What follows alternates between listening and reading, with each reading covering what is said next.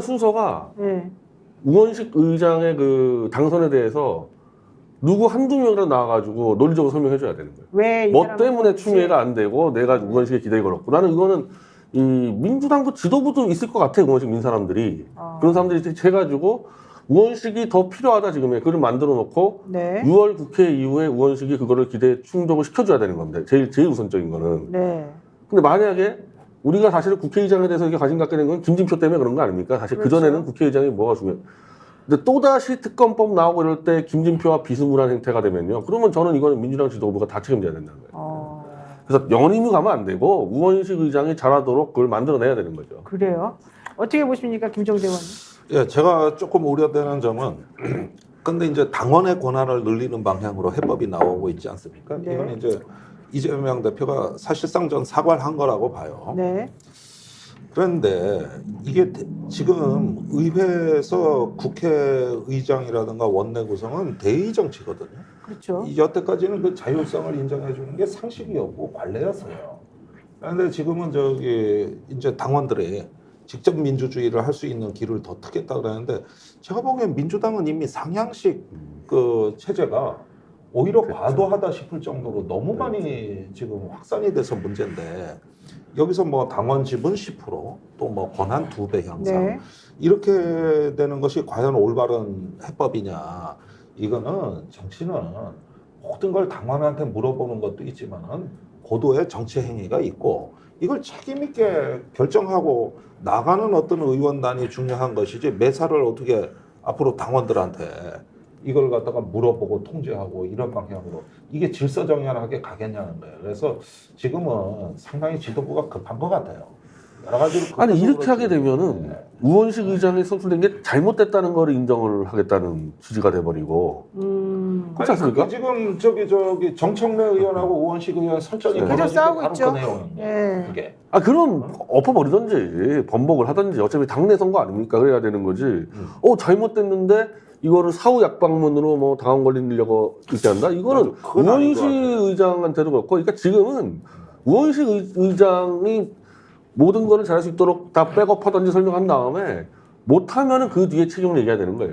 그러니까 지금 1만 명이나 탈당 신청을 지금 했다는 거고 민주당에서는 즉각 그거를 수리하지는 않고 조금 시간을 좀 두면서 설득하겠다 이런 입장인 것 같은데 그렇습니다.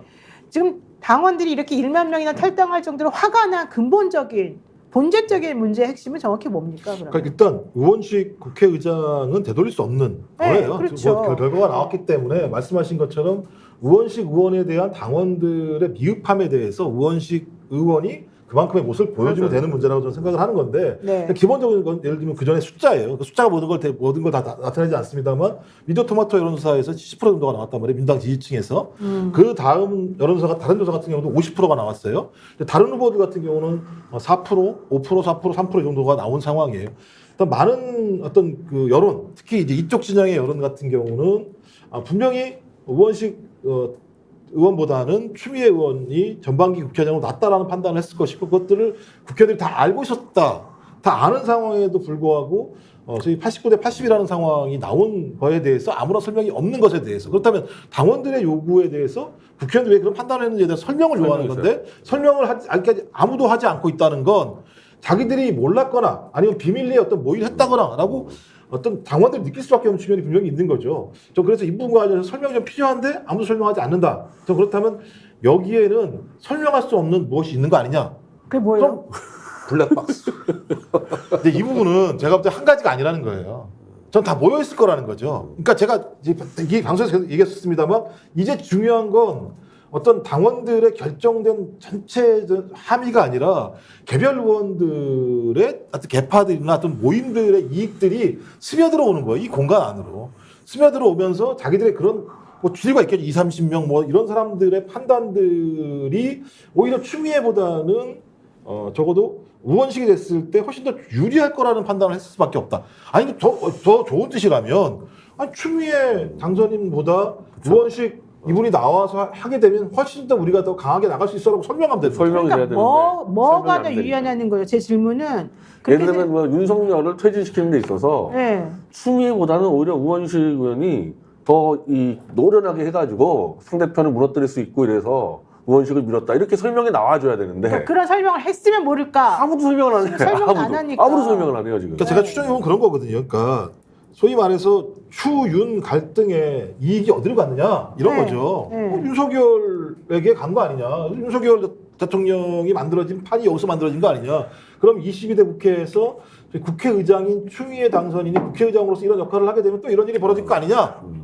이렇게 생각할 수도 있었던 거겠죠. 있었던 거겠죠. 에이, 설마 그거는 근데 예전에 일단 약간 그 당시에 문재인 대통령이 조금 너무 이 윤석열 대통령에게 힘을 실어줬기 때문에 변형이 그렇게 된 거지. 만약에 그때 제대로 했었으면은 그런 식으로 흘러가지 않았겠죠. 그러니까 그건 제 얘기가 아니고요. 그 사람들이 상상할 수 있다는 거죠. 우원식을 지지한 의원들이 이제 그런 생각을 상상할 수 하면은, 있다는 거죠. 네, 그렇게 또 설명해야 돼요. 하나는 국회는 제가 볼 때는 고퀄리티라는 생각을 해요. 실제적으로. 뭐 의원은 계시겠습니다만 뭐 싸우고 막 이렇게 뒤지고 이런 거 별로 안 좋아요. 실제적으로. 그러니까 대화 타협을 통해서 좀 우아하게 결말을 거칠다? 내게 되면 예. 진짜 좋은 거죠. 싸우는 게 좋습니까? 그러니까 추미애 싸우는 거 쉽지 의원이 않죠? 너무 거칠다. 거칠게 싸움을 했을 때 그 거친 싸움에 동참해야 되는 거잖아요. 어떤 형태든지.